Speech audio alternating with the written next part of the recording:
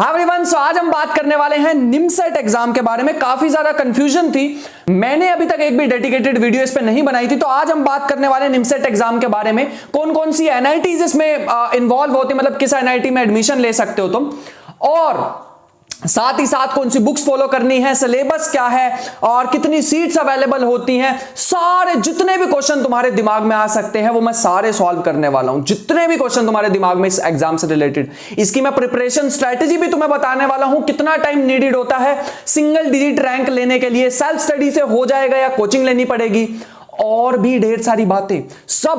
और यहां पे मैं टाइम स्टैम्प्स दे देने वाला हूं ताकि तुम्हें कोई भी अननेसेसरी पार्ट ना देखना पड़े। अगर तुम सिर्फ बुक्स देखने के लिए आओ तो जंप कर जाओ सिर्फ बुक्स पे, ठीक है। तो मैं यहां टाइम स्टैम्प्स देने वाला हूं, तो बात स्टार्ट करते हैं। और एक और चीज स्पेशल मैं यहां पे बताने वाला हूं, निमसेट वर्सेस डीयूएमसीए।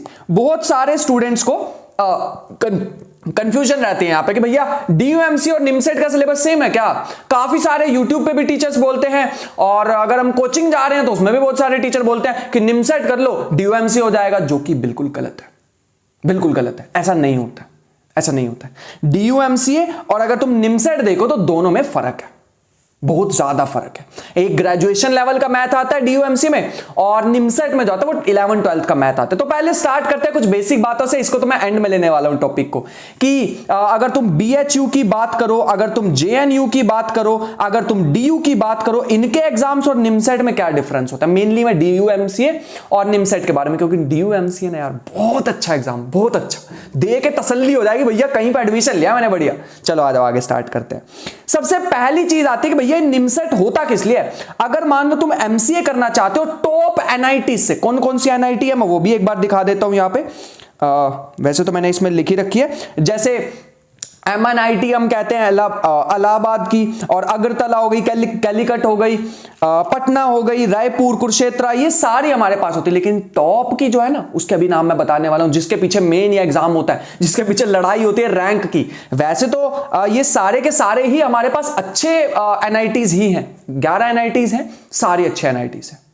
पैकेज अगर मैं तुम्हें बताऊं ना एमसीए में, तो अगर तुम कोई बीटेक का पैकेज देखोगे हाईएस्ट, और अगर तुम एमसीए से कंपेयर करोगे या तुम एमटेक का पैकेज कंपेयर करोगे एमसीए के साथ, तो भैया कंपैरिजन में कोई कमी नहीं आने वाली है।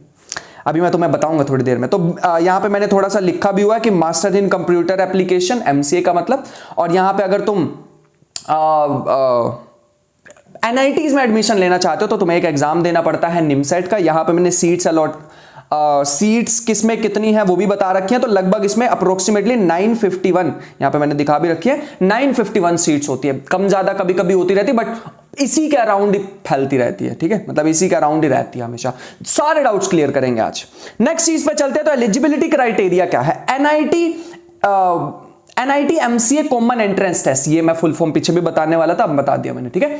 मतलब एक कॉमन एंट्रेंस टेस्ट ये सारे मिलकर कंडक्ट कराते हैं। तो भैया ये जो डीयूएमसी है, इसमें एमसीए करने के लिए क्या होता है, इनके सारों के अलग होते हैं, ठीक है। ये जो एग्जाम है ना, ये तो यार एनआईटी का है, क्योंकि मैं अपने चैनल पे थोड़ा डीयूएमसीए के बारे में ज्यादा बताता हूं, तो इसलिए मैं उसको भी बीच में इन्वॉल्व कर रहा हूं। तो वो अलग है, ये अलग है। अभी हम सिर्फ निमसेट की बात करना चाह रहे हैं, ठीक है। अगर तुम निमसेट की प्रिपरेशन करते हो तो इसमें बाकी एग्जाम्स में भी हेल्प मिल जाती है, ठीक है। मिनिमम 3 ईयर का तुमने फुल टाइम प्रोग्राम एक करा होना चाहिए, ठीक है, एक रिकॉग्नाइज्ड यूनिवर्सिटी से, जिसमें तुम्हारे पास एक सब्जेक्ट मैथमेटिक्स या फिर स्टैटिस्टिक्स में से होना मैंडेटरी है, ये होना ही चाहिए तुम्हारे पास, ठीक है।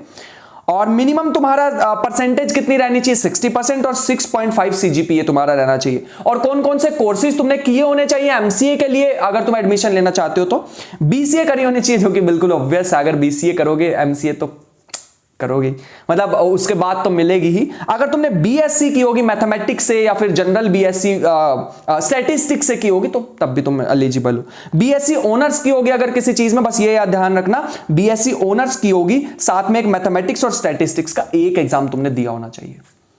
बीआईटी हो गई, कंप्यूटर साइंस या कंप्यूटर एप्लीकेशन अगर तुमने की होगी, और बीबीए कंप्यूटर एप्लीकेशन होगी, तब भी हमारे पास एडमिशन, मतलब इस एग्जाम के एलिजिबिलिटी क्राइटेरिया को कंप्लीट कर रहे होंगे।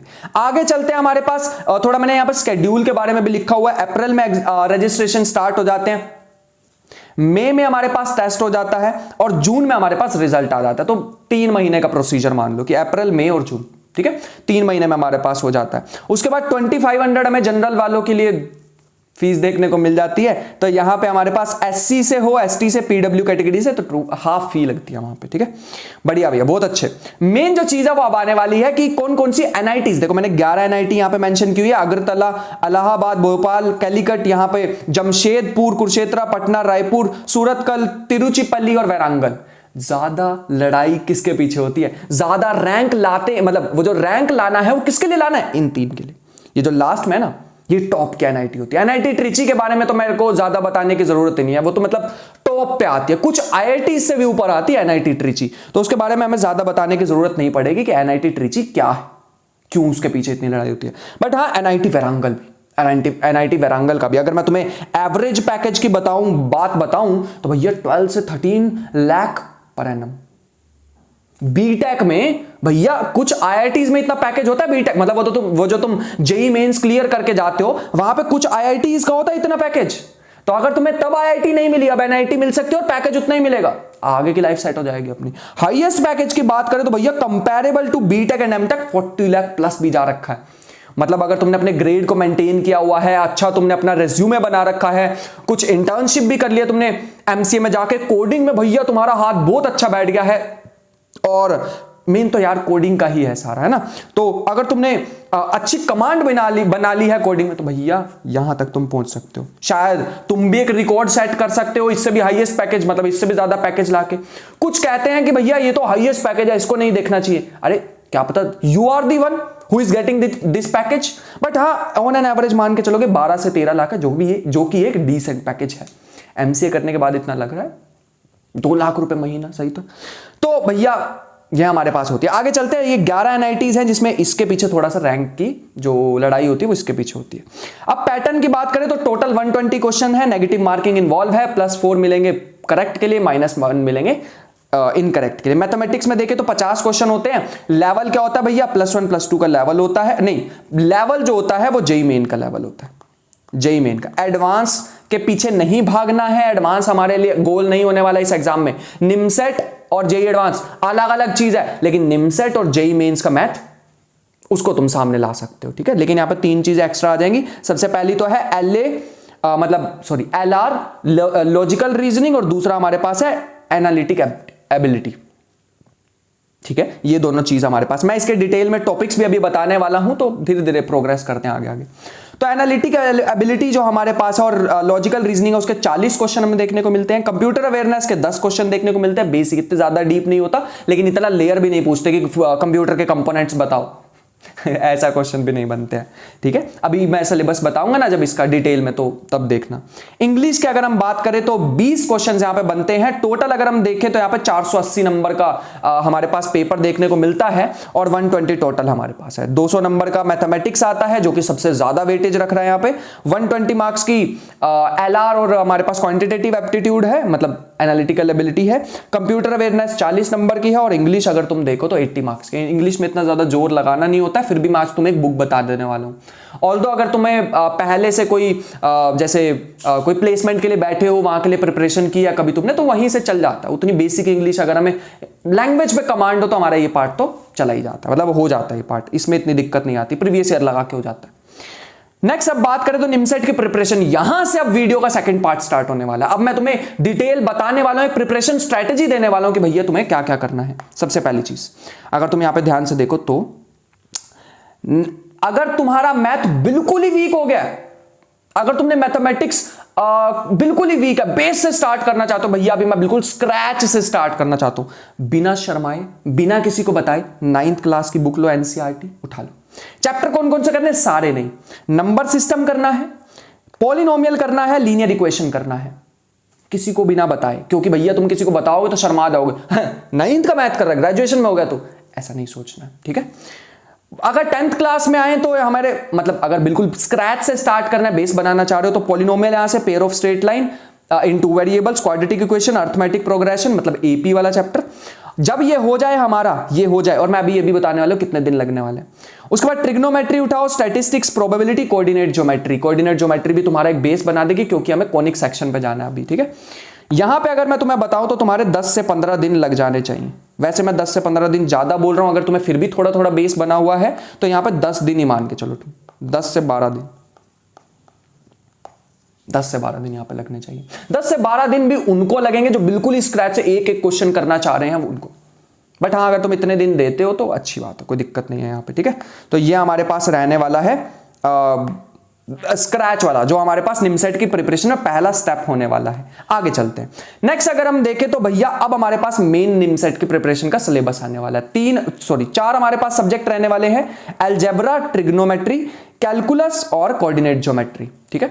सबसे पहली चीज की बात करें तो अलजेब्रा में हमारे पास यहां पे टॉपिक देखने को मिल जाते हैं, रिलेशन एंड फंक्शन। लॉगरिथमिक की बात करें तो भैया बेसिक इसका काफी होगा हमारे लिए, हमें ज्यादा डीप जाने की जरूरत बिल्कुल भी नहीं है।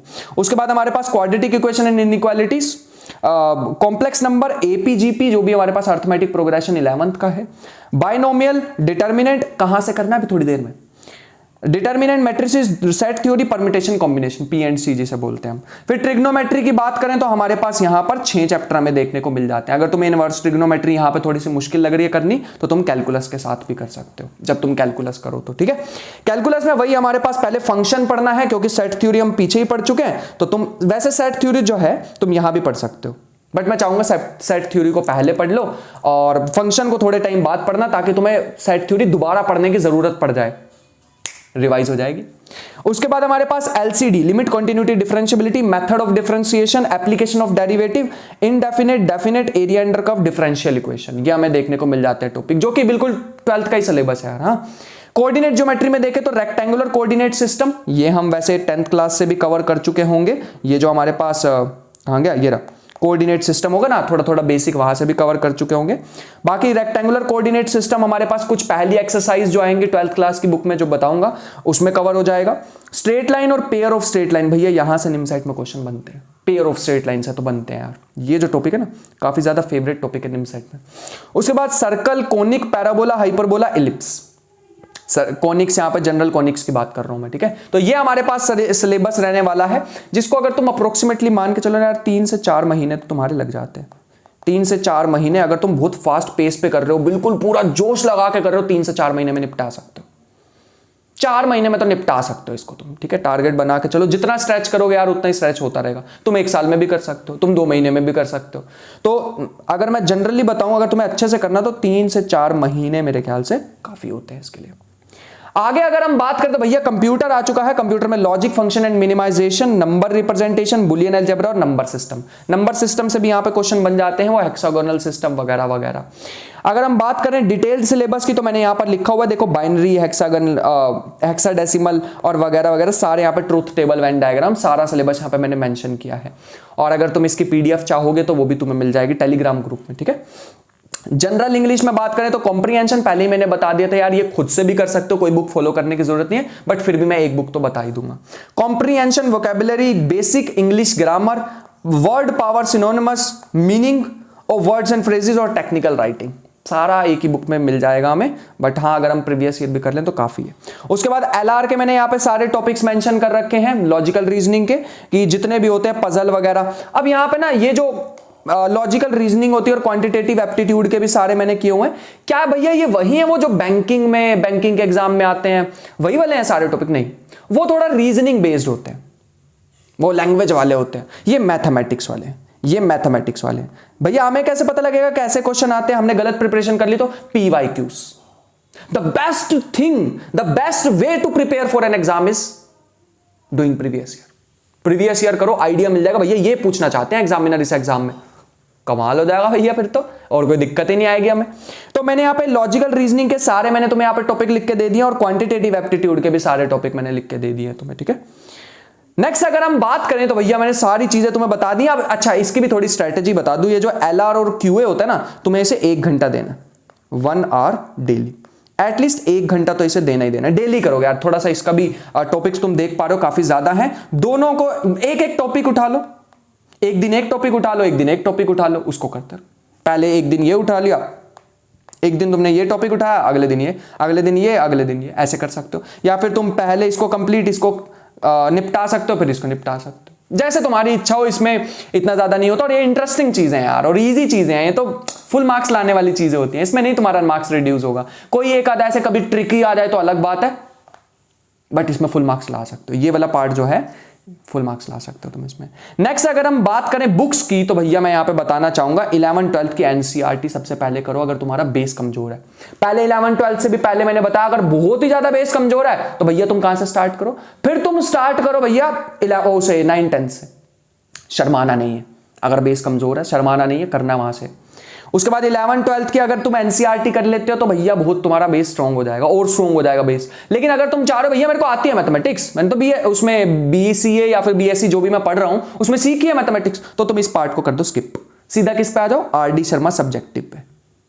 आरडी शर्मा सब्जेक्टिव दो तरह की आती है, RD Sharma subjective, objective. Objective नहीं लेनी है अभी, ऑब्जेक्टिव तो बहुत देर बाद आएगी। अभी तुम्हें आरडी शर्मा कौन सी लेनी है, आरडी शर्मा सब्जेक्टिव लेनी है, ठीक है, इस चीज का ध्यान रखना। और नेक्स्ट अगर हम बात करें तो एक ना बुक आती है जिसका नाम है Arihant complete study package for NIMCET. भैया मैं सजेस्ट करूंगा ये बुक ले लो, मैं पर्सनली सजेस्ट करूंगा ये बुक ले लो। रीजन, एक तो प्रीवियस ईयर मिल जाएंगे और भैया साथ ही साथ इसमें बीएचयू जेएनयू इनके भी पेपर इंक्लूडेड है, तो तुम्हें वहां से भी एक्स्ट्रा क्वेश्चन कुछ मिल जाएंगे। और इन्होंने खुद के भी क्वेश्चन कुछ दे रखे हैं, चलो मान लो इनके क्वेश्चन का कुछ लेवल नहीं है ना, इनके क्वेश्चन जो है एग्जाम में आइडिया तो मिल जाएगा भैया, तुम्हें आइडिया तो मिल जाएगा कि एलआर में ऐसा कुछ आता है और क्वांटिटेटिव एप्टीट्यूड में ऐसा कुछ आता है, इसमें ऐसा आता है, इसमें ऐसा आता है, इंग्लिश में ऐसा पूछा जाता है। कंप्लीट तुम्हें एक आइडिया मिल जाएगा, एक ही बुक में सारा कुछ मिल जाएगा, इसीलिए ये लेने की सजेशन दे रहा हूं मैं तुम्हें। और प्रीवियस ईयर मिल जाएंगे तो फिर तो और क्या चाहिए, है ना। सारे प्रीवियस ईयर इसमें नहीं मिलते बट हाँ मैक्सिमम प्रीवियस ईयर इसमें मिल जाएंगे, तो मैं सजेस्ट करूंगा ये तुम एक स्टडी पैकेज इसका ले लो, ठीक है। आगे चलते हैं भैया, एक बुक आती है जिसका नाम है एररलेस मैथमेटिक्स। मैथमेटिक्स की होगी बात, अब ये मैं बात करने वाला हूं ना, ये सारी की सारी एररलेस जो है, ये बाकी सारी जितनी भी हैं ये सारी मैथमेटिक्स की बात होगी। एररलेस जो है उसमें सारे जेई मेंस के तुम्हें क्वेश्चंस दे रखे हैं। फिर से एक बात बता दूं, तुम्हें जेई एडवांस से कोई लेना देना नहीं है, तुम्हें सिर्फ जेई मेंस से लेना देना है। तुम्हें जेई एडवांस तक नहीं जाना है, फंस जाओगे, उस लेवल के क्वेश्चन नहीं आते हैं, फिर बाद में तुम रिग्रेट करोगे कि भैया हमने क्यों किए जब इतना लेवल पूछा ही नहीं जाता। लेकिन जेई मेन का लेवल किया जाता है। और एक बात बता दूं, जेई मेन में भी कभी कभी 2 से 3 कॉन्सेप्ट को मिक्स कर देते हैं, निमसेट में ऐसा नहीं होता, मैक्सिमम 2 कॉन्सेप्ट मिक्स कर देते हैं निमसेट में, क्योंकि यहां पे टाइम का खेल होता है सारा, ठीक है। तो एररलेस बुक तुम ले सकते हो, बहुत ही ज्यादा अच्छी बुक है अगर तुम्हें मैथमेटिक्स की प्रैक्टिस करनी है तो। अगर तुम आरडी शर्मा सब्जेक्टिव नहीं लेना चाहते ना, I will suggest you to buy errorless, अगर तुम्हारा बेस अच्छा है तो। अगर तुम इस बुक को नहीं लेना चाहते, गो फॉर एररलेस। उसके बाद बात करें निमसेट पीवाईक्यूज, भैया ये तो भैया तुम्हारे लिए रामबाण होने वाला है इस जर्नी में। निमसेट पीवाईक्यूज के बिना तो सारी प्रिपरेशन अधूरी रह जाएगी। अच्छा, निमसेट पीवाईक्यूज कौन से लें भैया, अरिहंत के आते हैं, तुम वो ले सकते हो, ठीक है। इसमें थोड़ा तुम्हें एरर कम देखने को मिल जाएंगे as compared to other books, ठीक है। जेई मेन के प्रीवियस ईयर कर सकते हो जो कि तुम्हें एररलेस में मिल जाएंगे, तो तुम्हें इसकी अलग बुक परचेज करने की बिल्कुल भी जरूरत नहीं है, तो तुम इसको छोड़ सकते हो। एक अगर तुम्हारा सारा हो गया, सब हो गया तुम्हारा, तुमने कर लिया पीवाईक्यूज कर लिया, बुक्स कर ली, जो मैंने बताया स्टडी पैकेज भी कंप्लीट कर लिया, सब कर लिया, और भैया तुम अभी भी भूखे हो कि भैया मेरे को तो अभी भी मैथमेटिक्स करनी है, अभी तो मेरे एग्जाम में पढ़ा है, बहुत टाइम पढ़ा है, तो भैया किसी और बुक पे नहीं जाना, रिवीजन करो। रिवीजन रिवीजन रिवीजन, यही है निमसेट का एक एक स्ट्रेटेजी है, रिवीजन के बिना निमसेट नहीं मिलता।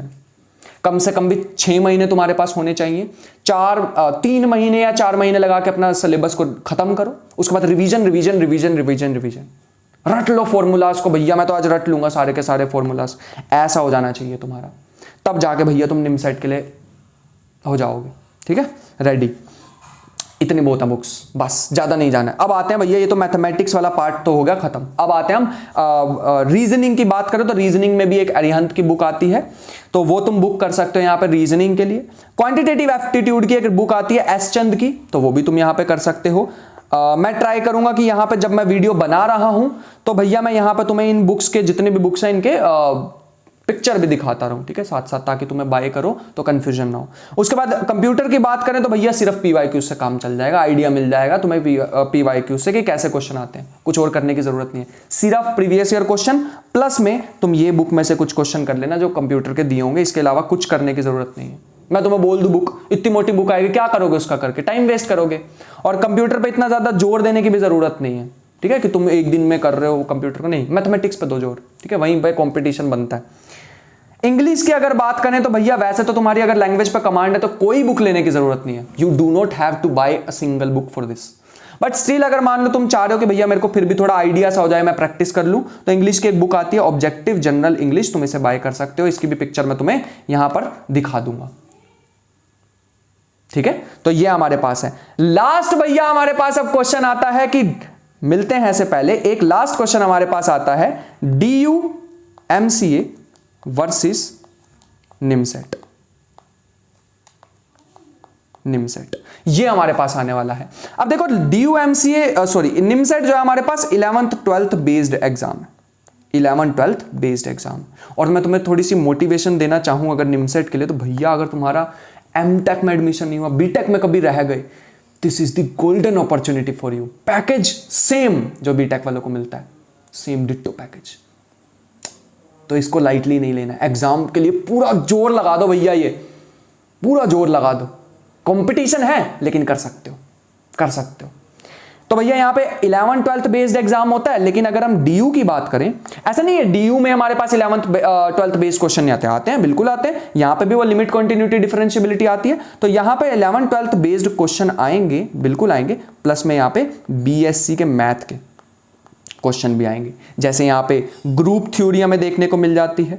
तो मैं यहाँ पे अपने चैनल पे बहुत सारे मेरे साथ बच्चे जुड़े हुए हैं DU-MCA के लिए, तो मैं यहाँ पे बता पा रहा हूँ, और मैं उनके लिए काफ़ी सारे लेक्चर्स भी लाता रहता हूँ। तो तुम भैया उन्हें ज्वाइन कर सकते हो अगर तुम्हारा टारगेट। मैं तो चाहूँगा यार दोनों की एक साथ प्रिपरेशन करो।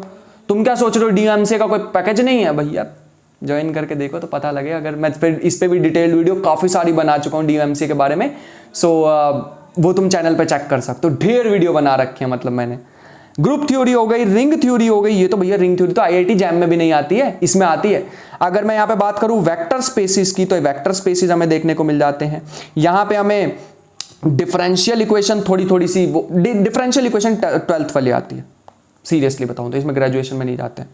उसके बाद अगर मैं बात करूँ तो यहाँ पे ग्रेजुएशन मैथमेटिक्स की रियल एनालिसिस देखने को मिल जाती है, रियल एनालिसिस। तो ये टॉपिक हमारे को देखने को मिल जाते हैं, और बाकी सारा 11th 12th बेस्ड ही है। अब पीछे ना एक चीज रह गई थी जिसका नाम था कॉम्प्लेक्स नंबर्स। अगर तुम देखो तो यहाँ पे अभी तक कॉम्प्लेक्स नंबर उतने डिटेल में नहीं आती, ये रहा कॉम्प्लेक्स नंबर, लेकिन इसमें इतना ज्यादा डिटेल में नहीं जाएंगे। यहाँ पे ना थोड़ा सा DU-MCA में कभी कभी क्या होता है, यहाँ पे complex numbers JEE advance level कहा जाता है, एडवांस लेवल का, कि वो पूछ लेते हैं डिस्क की इक्वेशन हमारे को बताओ, स्ट्रेट लाइन की इक्वेशन बताओ, और मैंने पूरा कॉम्प्लेक्स नंबर यहाँ पे कवर कर रखा है JEE एडवांस लेवल का, मतलब DU-MCA के लेवल का। JEE एडवांस की तो प्रिपरेशन के लिए बहुत सारे चैनल हैं, लेकिन DU-MCA के लेवल का मैंने यहाँ पे करा रखा है, यहाँ पे कॉम्प्लेक्स नंबर। तो तुम इसकी भी प्रिपरेशन साथ ही स्टार्ट कर सकते हो। अगर मैं तुम्हें बताऊं तो BHU और JNU जो हमारे पास है यार, वो वाले एग्जाम जो है ना, वो निमसेट की तरह होते हैं। उसका भी वही पैटर्न हमारे पास यही रहता है दोनों में, मतलब इनमें भी लॉजिकल एबिलिटी भी आएगा, इंग्लिश भी आएगी, और मैथमेटिक्स भी आएगी, इंग्लिश भी आएगी, कंप्यूटर भी आएगा, ये सारी चीजें तो सब में ही आती, लेकिन थोड़ा सा लेवल का फर्क पड़ जाता है। तो तुम्हें बेस्ट तरीका क्या होगा, निमसेट के लिए प्रिपरेशन करो, और साथ ही साथ तुम्हारे बाकी के लिए भी एक बेस बनता जाएगा। अगर मान लो तुम्हें निमसेट के बाद DU-MCA पे जाना है, या निमसेट के साथ ही DU-MCA की प्रिपरेशन करनी है, तो उसके लिए मैं एक अलग वीडियो बनाने वाला हूं। आज के लिए तो यार मैं निमसेट के बारे में ही बताना चाह रहा था, और तुम्हें डिफरेंस बताना चाह रहा था, क्योंकि बहुत सारे स्टूडेंट को यार कंफ्यूजन रहता है। यूट्यूब पे ही इतना कंफ्यूजन क्रिएट कर दिया कि तुम निमसेट की प्रिपरेशन कर लो, DU की हो जाएगी। अरे कैसी बात है, ऐसे कैसे हो सकता है? एक में भैया तुम्हारे को BSc लेवल का मैथ पूछ रहे हैं, और एक में 12th 11th का बैच मैथ पूछ रहे हैं। हाँ, मैंने मान लिया इनका दोनों का LA-QR सेम है, सॉरी LR-QA सेम है, LR एंड QA सेम है, मान लिया। इंग्लिश सेम है, मान लिया। कंप्यूटर सेम है, मान लिया, लेकिन मैथ तो अलग है यार। करके गए भैया तुम 11th 12th का, आ गया वहां पे ग्रुप थ्योरी, क्या करोगे? फंस जाओगे वहां पे जाके।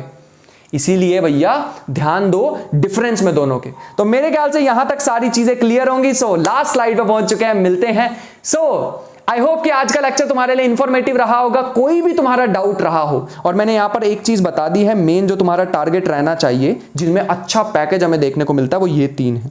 फिर से एक लास्ट बता दिया, ठीक है। तो आई होप कि जो भी वीडियो ये देख रहा है, यहां पे भैया, यहां पे नेक्स्ट टाइम मैं जब भी वीडियो बनाऊं तो यहां पे मैं तुम्हारा नाम बोलूं। ये जो है ना हाईएस्ट पैकेज, इसको ब्रेक करना है। 40+ है ना, तुम्हें लेके जाना है इसे 1 CR+ ला सकते हो। लेके जा सकते हो, ठीक है। तो आई होप कि आज की वीडियो इंफॉर्मेटिव लगी होगी। मिलते हैं नेक्स्ट सेशन में। जो भी टॉपिक मुझे और कवर करना चाहिए या तुम्हारा कोई सजेशन होना चाहिए, मैं कोई क्वेश्चन छोड़ रहा हूं, वो सारा कुछ तुम कमेंट बॉक्स में डाल सकते हो। मिलते हैं नेक्स्ट लेक्चर में, तब तक के लिए अपना ख्याल रखें, ढेर सारी मेहनत करते रहे। मिलते हैं नेक्स्ट वीडियो में, बाय बाय।